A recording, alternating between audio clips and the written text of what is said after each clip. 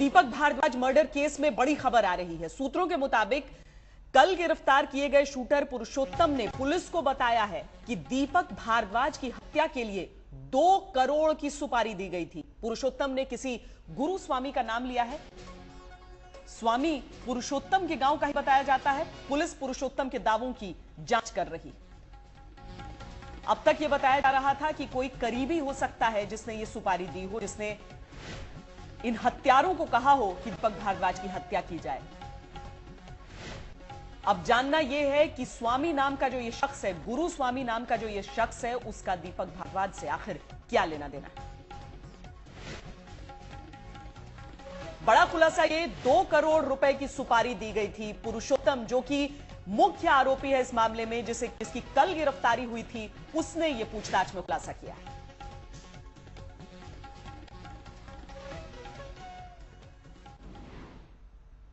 हमारे साथ हमारे संवाददाता चिराग गोठी इस वक्त वसंत विहार पुलिस थाने के बाहर मौजूद हैं।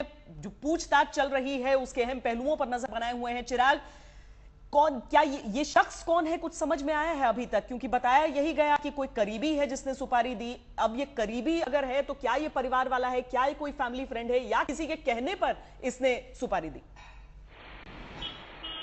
देखिए, यही एंगल जो है पुलिस तहकीकात कर रही है। कल से लगातार तीनों आरोपियों से पूछताछ हुई थी और अभी थोड़ी देर पहले, चंद मिनटों पहले मैं कहूं कि यहां से पटियाला हाउस कोर्ट के लिए निकले थे आरोपी। ये बताया जा रहा है पूछताछ में सबसे पहले उन्होंने नाम जो लिया था वो राकेश मलिक का नाम लिया था। इसके बाद एक यादव नाम लिया था जो जांच में सामने आया था। इसके बाद जो पूरी इन्वेस्टिगेशन जब पूरी हुई, इसमें 2 नाम और सामने आए। रात तक लगातार इस मामले में पूछताछ होती रही आरोपियों से। इसके अलावा रात में पुलिस ने एकाएक इस मामले में जो दीपक भारद्वाज के बड़े बेटे हैं हितेश, उसको बुलाया और उससे भी लगातार कई घंटों तक पूछताछ की। तो शुरुआत में ऐसा लग रहा था कि कहीं ना कहीं परिवार सेंट्रिक पुलिस कर रही है मामला, क्योंकि जिस तरह से नाम बताएं, जिस तरह से उनके बेटे को बुलाया गया, तो कहीं ना कहीं यहाँ पुलिस की इन्वेस्टिगेशन जो थी परिवार पर केंद्रित हो रही थी। लेकिन सुबह जो है एक और नाम सामने आया, वो गुरु स्वामी का नाम। ये कौन शख्स है, जाहिर तौर पर पुलिस को इसकी जानकारी है और ये माना जा रहा है, जो अभी तक की जानकारी निकल कर आ रही है, कि क्योंकि दीपक भारद्वाज का रियल एस्टेट में काफी पैसा लगा हुआ था हरिद्वार में, उत्तराखंड में, तो वहां से हो सकता है कनेक्टेड हो, ऐसे सूत्र हमें इशारा कर रहे हैं। और कहीं ना कहीं 2 करोड़ रुपए की बात भी सामने आ रही है, क्योंकि जब शुरुआत में आरोपियों ने बताया था नाम, तो कहीं ना कहीं पुलिस को यह लग रहा था कि जो जिसका नाम बता रहे हैं वो कहीं ना कहीं वो डायरेक्ट किलर नहीं है, किलर कोई और है। ये बीच में सिर्फ एक कड़ी थी जिनको पैसा आगे मुहैया हुआ। तो सबसे पहले जब मलिक का नाम आया, इसके बाद नाम आया राकेश का, उसके बाद अब नाम जा रहा है गुरु स्वामी का। तो कहीं ना कहीं पुलिस अभी इसी ट्रेल को मानकर चल रही है कि ये डायरेक्टली पैसा नहीं दिया गया, ये इनडायरेक्टली हमलावर जो थे, जो हत्यारे थे, जो साजिश करता थे, उन्होंने इनडायरेक्टली पैसा मुहैया कराया और कहीं ना कहीं सूत्र बनाया राकेश मलिक को, इसके अलावा दूसरे एक शख्स को। तो पुलिस की जांच है इसी और केंद्रित है। इससे पहले पुलिस ने इस मामले में एक और शख्स प्रदीप को भी हिरासत में ले रखा है, उससे लगातार पूछताछ की जा रही है। प्रदीप वही शख्स है जिसने इन जो हत्यारे थे इनको वेपन्स मुहैया कराए थे। इसके अलावा सुबह पुलिस ने इस मामले में जो स्कॉडा गाड़ी है वो भी रिकवर कर ली है राकेश की निशानदेही पर, और अभी उनको अदालत में पेश करने की तैयारी की जा रही है, जिससे पुलिस का यही कहना है कि वो इस मामले में आगे फर्दर रिमांड की और मांग करेंगे।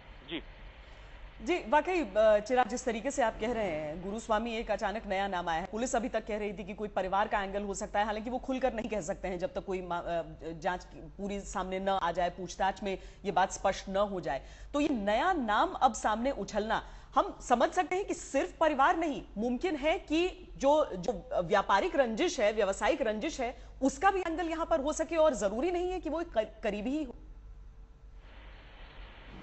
जाहिर तौर पर क्योंकि शुरुआत में जब इन्वेस्टिगेशन इस मामले की हुई थी, 26 तारीख को जब पूरा वाकया हुआ था, सबसे पहले प्रॉपर्टी एंगल इसमें सामने आया था, क्योंकि परिवार के बीच में आपस में काफी क्रॉस कंप्लेंट्स थी। तो पुलिस ने उस एंगल पर भी एक टीम पूरी गठित की थी और वो सिर्फ उस एंगल को प्रोब कर रही थी। इसके बाद मामला सामने आया कहीं ना कहीं अवैध रिश्तों का, उस एंगल पर भी इन्वेस्टिगेशन, और वहां से क्लीन चिट उस लड़की को दी गई जो दीपक भारद्वाज की करीबी बताई जाती थी, जो पुलिस सूत्र भी हमें साफ इशारा करते। इसके बाद जो इन्वेस्टिगेशन जब हुई, कल एकाएक जिस तरह से सरेंडर करने जा रहे थे पटियाला हाउस कोर्ट में आरोपी, और तभी उनको पकड़ लिया गया, उसके बाद जांच का अब जो केंद्र है वो बदल चुका है, कुल मिलाकर ये कहा जाए, क्योंकि शुरुआत में जब परिवार पर केंद्रित था और अब जो है थोड़ा बहुत ये माना जा रहा है कि शायद व्यावसायिक रंजिश भी हो सकती है इस पूरे मामले में। लेकिन सबसे अहम इसमें मैं बताना चाहूंगा जो कल डेवलपमेंट हुआ, जब कल पूछताछ की गई लगातार 6 घंटों तक हितेश से, तो कहीं ना कहीं पुलिस अभी भी कंप्लीटली ये कह रही है, 80% ये बोल रही है कि अभी परिवार का इसमें रोल अभी तक की जांच में सामने नहीं आया और खासकर आरोपियों ने भी उनका नाम नहीं बताया। लेकिन दूसरी तरफ ये भी एक बात सामने आ रही है कि जिस तरह से हितेश से पूछताछ की जा रही है,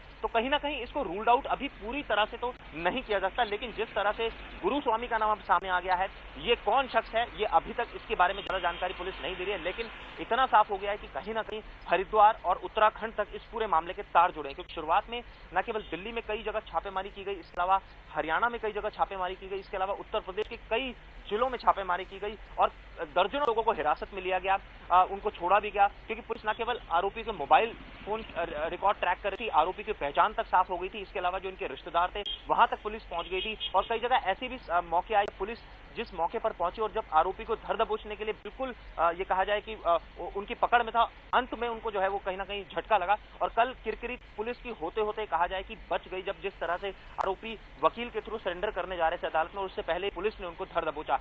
और सबसे बड़ी बात ये, जो इस पूरे मामले की इन्वेस्टिगेशन साउथ डिस्ट्रिक्ट पुलिस कर रही है, ये पुलिस नहीं पकड़ पाई, इसको पकड़ा क्राइम ब्रांच दिल्ली पुलिस ने, इसके साथ इसको पकड़ा नई दिल्ली डिस्ट्रिक्ट पुलिस ने। और उसके बाद शुरुआत में ये भी मामला सामने आ रहा था कि पुलिस हैंडओवर करने में भी साउथ डिस्ट्रिक्ट को ये कतरा रही थी। जब सीनियर ऑफिसर्स के फोन आए तो कहीं ना कहीं फिर हैंडओवर किया गया। तो कुल मिलाकर कहा जाए, जो अब एक नाम और सामने आया है, ये कहीं ना कहीं इसके तार जो है हरिद्वार उत्तराखंड तक जुड़ रहे हैं और पुलिस जी चिराग गोटी हमारे संवाददाता जानकारी दे रहे थे इस पूरे मसले के बारे में। यानी कि अभी तक जो पूछताछ हुई है उसमें एक तरफ तो जो शक के आधार पर पूछताछ चल रही है, उसमें ऐसा लग रहा है कि पुलिस परिवार वालों की तरफ, घर वाले करीबी जो हैं उनके रिश्तेदार, उनकी तरफ शक की सुई जा रही है। दूसरी तरफ अगर हम देखें, और जो हत्यारे थे, जो कॉन्ट्रैक्ट किलर्स बताए जा रहे हैं, जिन्होंने 2 करोड़ की सुपारी की बात कबूली है, उनकी तरफ से एक नया नाम आ गया है गुरुस्वामी का। गुरुस्वामी बताया जा रहा है कि पुरुषोत्तम जो है, जो कि मुख्य आरोपी है इस मामले में, जिसने गोली चलाई थी, जिसकी गोली से मौत हुई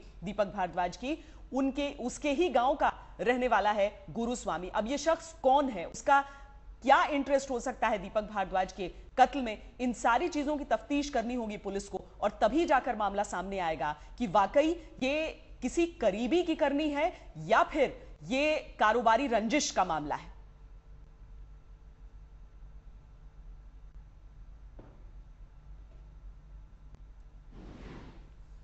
दरअसल बीती रात पुलिस ने दीपक भारद्वाज के बड़े बेटे हितेश से करीब 7-8 घंटे तक पूछताछ।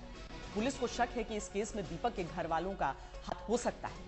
इस बीच पकड़े गए शूटरों सुनील और पुरुषोत्तम से भी, जिस तरह से हम आपको लगातार दिखा रहे हैं, उनसे पूछताछ जारी है। पुलिस को कई दूसरे नामों के बारे में जानकारी दी है आरोपियों ने। खुलासा यह हुआ है कि दीपक भारद्वाज पर गोली दोनों शूटरों ने मिलकर चलाई थी। पुलिस ने वो गाड़ी भी बरामद कर ली है जिसका इस्तेमाल बिल्डर की हत्या के लिए किया गया था। पुलिस ने प्रदीप नाम के एक शख्स को हिरासत में लिया है। सूत्रों के मुताबिक पुलिस को यह शक है कि प्रदीप ने ही वो बंदूक, वो हथियार सप्लाई किए थे उन हत्यारों को।